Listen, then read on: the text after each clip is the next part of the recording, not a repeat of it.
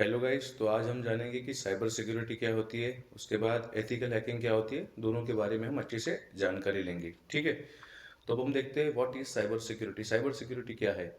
Cyber security is like a super hero for your online world. It is the protection that keep your digital stuff safe from bad guys. आगे आप अच्छे से पढ़ सकते हो।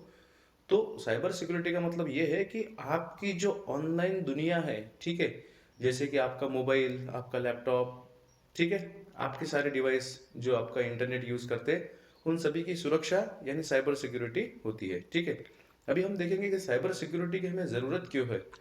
जैसे कि हम बात करते हैं डेटा प्रोटेक्शन। डेटा प्रोटेक्शन यानी तुम्हारा कोई भी सेंसिटिव डेटा हो सकता है या नॉर्मल जो भी आपका डेटा है, आपके फोटोज हो गए, आपकी कुछ फाइल्स हो गई, ठीक है, इन सारा जो डेटा है ये आपका मोबाइल के अंदर अवेलेबल है और उस डेटा की सुरक्षा करने के लिए हमें साइबर सिक्योरिटी की ज़रूरत होती है। जैसे कि फाइनेंशियल सिक्योरिटी। फाइनेंशियल सिक्योरिटी यानी क्या। आप यूपीआई यूज़ करते हो तो आप मेजरली मोबाइल का ही यूज़ करते हो, ठीक है। तो आपकी सारी जो पेमेंट है वो सब मोबाइल के अंदर ही यूज़ होती है। तो आप उस पेमेंट को सिक्योर रखना चाहते हो तो भी आपको साइबर सिक्योरिटी की ज़रूरत होती है। उसके बाद देखते हैं अपन प्राइवेसी प्रिजर्वेशन। प्राइवेसी प्रिजर्वेशन यानी क्या। आपकी कुछ प्राइवेट फाइल या प्राइवेट फोटो, कुछ भी आपका सेंसिटिव इन्फॉर्मेशन जो आपके मोबाइल या लैपटॉप या कोई भी इंटरनेट वाले डिवाइस में हो सकती है, तो उनकी सुरक्षा के लिए भी हमें साइबर सिक्योरिटी की ज़रूरत होती है। देन उसके बाद आती है नेशनल सिक्योरिटी। ये तो आप बात समझ ही सकते हो कि नेशनल सिक्योरिटी के लिए भी साइबर सुरक्षा की हमें ज़रूरत है।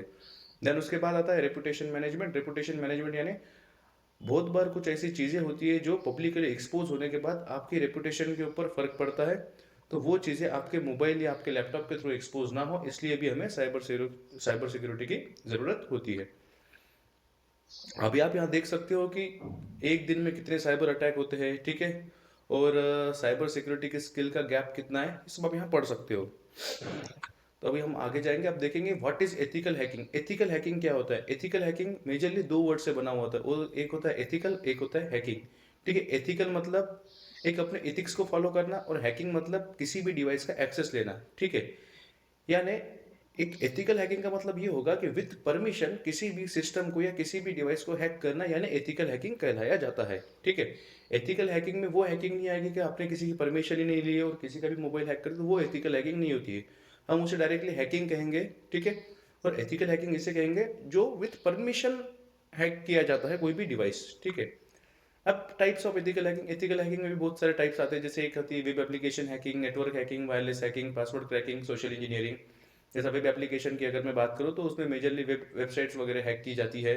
देन नेटवर्क हैकिंग में होता है कि आप एक नेटवर्क में हो, उस तरीके से आपको वाईफाई के अंदर से आपको हैक किया जाता है।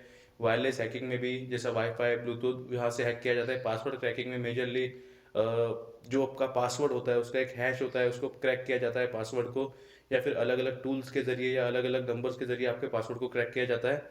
और सोशल इंजीनियरिंग। सोशल इंजीनियरिंग में माने क्या होगा कि मेजरली इसमें फिशिंग अटैक आएंगे, जैसे कि आपका स्नैपचैट, इंस्टाग्राम, जो भी आप फिशिंग के जरिए हैक करते हो, या ये मेजरली बेस होता है इसका सोशल मीडिया। तो सोशल मीडिया को हैक करने के तरीके हैं सोशल इंजीनियरिंग, ये भी आप समझ सकते हो। इसके बाद अपन देखेंगे कि एथिकल हैकिंग या साइबर सिक्योरिटी में आने के बाद, या आप साइबर सिक्योरिटी की जानकारी लेने के बाद या एथिकल हैकिंग पढ़ने के बाद आप अर्निंग पोटेंशियल कहाँ कहाँ से कर सकते हो, मतलब पैसा किस तरीके से कमाया जा सकता है। क्योंकि एक होता है इसमें bug bounty program. Bug bounty program यानी क्या होता है, बहुत सारी जो कंपनीज होती है, जैसे कि मैं बात करता हूँ रिस्पॉन्सिबल डिस्क्लोजर प्रोग्राम, ठीक है। उसके बाद उसमें आएगा कि बग बाउंटी, जैसे कि मेजरली दो वेबसाइट है, हैकर वन और बग क्राउड। तो इन सारी वेबसाइट के ऊपर टारगेट आते हैं और आपको अच्छा खासा पेमेंट भी मिलता है। आपको बस बग्स फाइंड करना होता है, तो आप जैसे जैसे बग्स फाइंड करते हो वैसे वैसे आपको पेमेंट आती रहती है, ठीक है। तो ये बग बाउंटी प्रोग्राम के जरिए भी आप अपनी अर्निंग कर सकते हो। सेकंड है कंसल्टिंग एंड फ्रीलांसिंग अपॉर्चुनिटी। आप कंसल्ट भी कर सकते हो, फ्रीलांसिंग भी कर सकते हो साइबर सिक्योरिटी में, वहां से भी आपकी अर्निंग हो जाएगी। उसके बाद आप full time employment in cyber security में भी जा सकते हो, मतलब आप किसी भी कंपनी में एज ए साइबर सिक्योरिटी में, जैसे बहुत सारी जॉब्स होती है, तो आप वहां पर किसी भी कंपनी में जाके जॉब भी कर सकते हो, ठीक है, सैलरी बेसिस पे, तो वहां से भी आपकी अर्निंग हो जाएगी। उसके बाद आप टीचिंग भी कर सकते हो, कुछ साइबर सिक्योरिटी के बारे में लिख भी सकते हो, या कुछ सेमिनार वगैरह अरेंज करा के भी पैसे कमा सकते हो, ठीक है। उसके बाद आप डेवलप कर सकते हो साइबर सिक्योरिटी के टूल्स और सॉफ्टवेयर, यहाँ से भी आपकी अर्निंग हो जाएगी। तो ये सारे आपके बेनिफिट्स होते हैं साइबर सिक्योरिटी पढ़ने के बाद, आप ये चीज़ें कर सकते हो। तो आई होप आप सभी को अच्छी से समझ गया होगा। अगर आपको कोई भी डाउट हो तो आप कमेंट सेक्शन में पूछ सकते हो मुझे। Thank you.